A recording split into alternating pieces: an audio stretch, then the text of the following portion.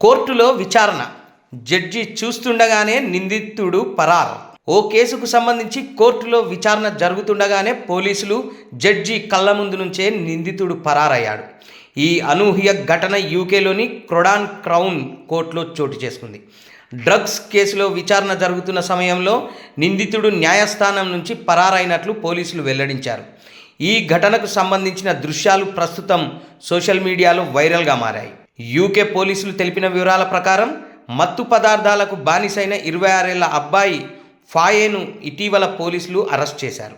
నిందితుడిపై దాదాపు 10 కేసులు నమోదయ్యాయి. మాదక ద్రవ్యాలను కలిగి ఉండటమే గాక డ్రగ్స్ సరఫరా చేస్తున్నాడనే ఆరోపణలు ఉన్నాయి. ఇందుకు సంబంధించిన కేసుల్లో ఇటీవల అతడిని కోర్టులో ప్రవేశపెట్టారు. ఈ సందర్భంగా తాను మత్తు పదార్థాలు తీసుకుంటున్నట్లు నిందితుడు కోర్టు ముందు అంగీకరించాడు. దాంతో అతడిని పోలీసుల కస్టడీకి అప్పగించాలని జడ్జి నిర్ణయించారు. ఈ క్రమంలో నిందితుడు భయంతో హఠాత్తుగా కోర్టు తలుపులు తెరుచుకొని పరారయ్యాడు.